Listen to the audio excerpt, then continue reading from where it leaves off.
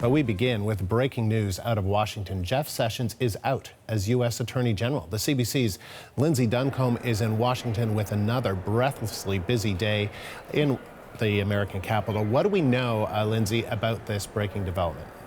That Donald Trump asked for Jeff Sessions' resignation, that Jeff Sessions handed his resignation letter into the Chief of Staff, General John Kelly, and then Donald Trump announced that there would be a new acting Attorney General on Twitter. This was that announcement. He said, pleased to announce that Matthew Whitaker, the Chief of Staff to the Attorney General, will be the new acting Attorney General of the United States. He went on to say, we thank Attorney General Jeff Sessions for his service and wish him well. A permanent replacement, according to the president, will be announced at a later date. This is a big development, but is not a surprising development. For the better part of the last 2 years, President Donald Trump has repeatedly criticized Jeff Sessions, going so far to say as he doesn't have an attorney general. The main reason for that is one of the things that Jeff Sessions did almost immediately in this administration, which is to recuse himself from the investigation into the Russian involvement in the 2016 elections.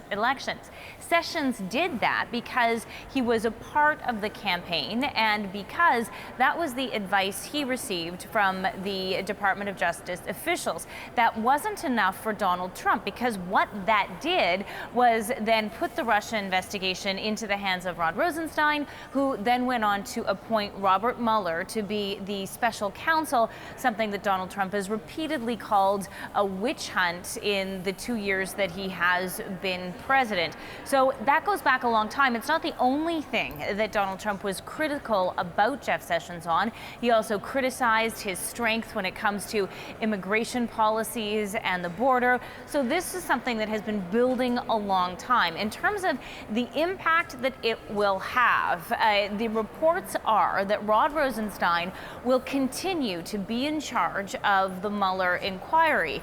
And that is, though, we know to be also a precarious position, because it was just, I think, about a month ago that the rumors were flying hot and heavy that Rosenstein would indeed be fired by Donald Trump. The concern about who is in charge of the Mueller inquiry isn't that Mueller himself will be fired, but whoever is the person at the top of that has the power to say, yes, get that search warrant, here's your budget. And if Donald Trump, as we know, does not like this inquiry, the worry is that by putting someone who's more friendly to that sentiment in charge of the investigation could limit the scope and the ability of the Mueller inquiry to continue.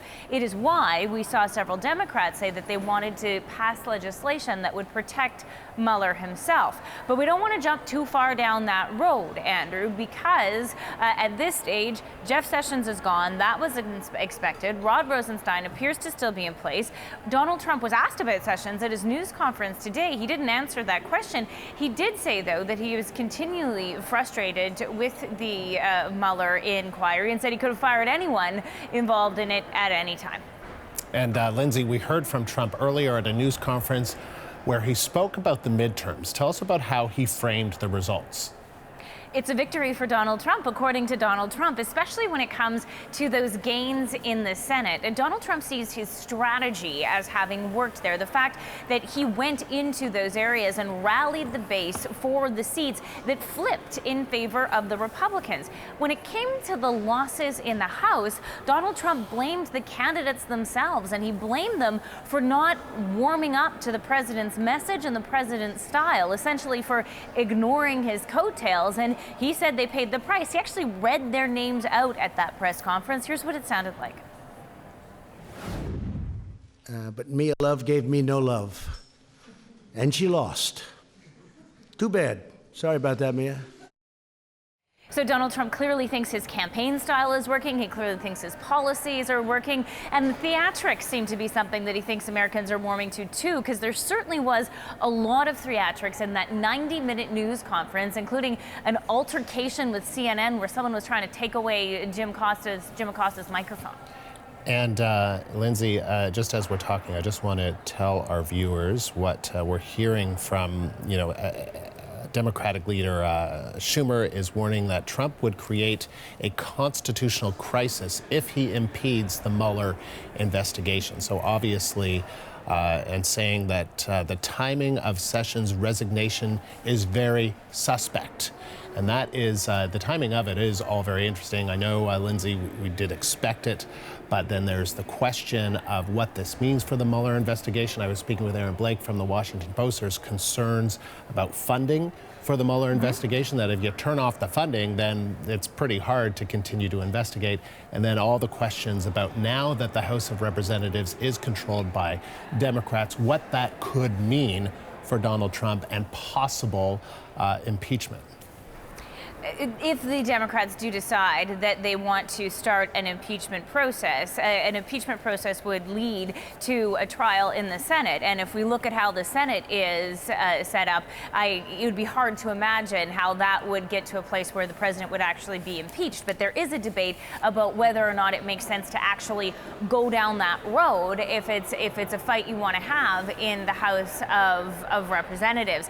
And the other thing about the Mueller inquiry, Andrew, is it has been silent for the past several weeks, and that's largely due to a practice that is that within the Department of Justice, that you don't sort of reveal any sort of developments or court cases while an election process is going on. So there's widespread anticipation that there could be additional developments from the Mueller team now that the midterms are over. And this Sessions losing his job certainly plays into how that will play out. I think we've moved on from the midterm discussion, and I think at least in the short term right now, there'll be increased discussion about what it is that Mueller plans to do next and how the president will respond to that and his new attorney general. Yeah, and so I guess the question, right, is, while the Democrats may be reluctant to launch impeachment proceedings,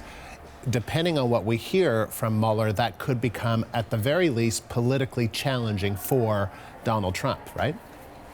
It will certainly dog Donald Trump, but there's a political calculation for Democrats as to whether or not they want to go down the impeachment road, because certainly holding the feet to the fire of a regime that they believe to be, or an administration they believe to be corrupt, is something that the people that voted for Democrats want them to do. However, this is the first day when everyone starts thinking about 2020, and if Democrats are painted as a mad mob that wants to use all of their resources to go over Donald Trump, that's playing in exactly to the kinds of things that Republicans want to campaign against. So there'd be a lot of Republicans that would be like, bring on the whole impeachment sentiment, because that gives them an enemy, and that is something that could change that 2020 dynamic. So the idea of whether or not to go that far, it depends on whether or not whatever the Mueller inquiry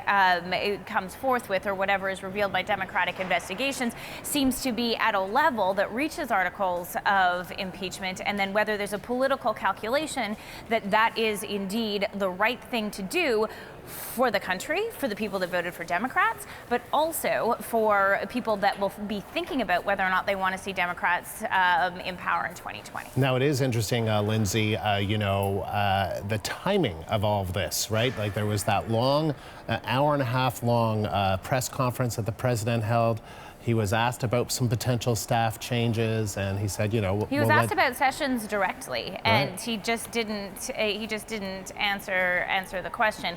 But again, not a surprise. I mean, Donald Trump has wanted to get rid of Jeff Sessions probably from the moment that he recused himself from the Russia inquiry, but choosing to do it after the midterms, I think, especially after Donald Trump received what he believed to be an endorsement by voters of his style, of his policies. I think this is probably one of the ways that we'll see Donald Trump feel free to be more Donald Trump than ever, given what he sees as a large victory in the Senate especially. And then finally, Lindsay, it is interesting, though, because Donald Trump knows how, or some would say knows how to change the channel, because, we were talking about that news conference. It was a feisty, combative news conference where he attacked the media. He called CNN fake news, and he said when they put on fake news. They are the enemy of the people.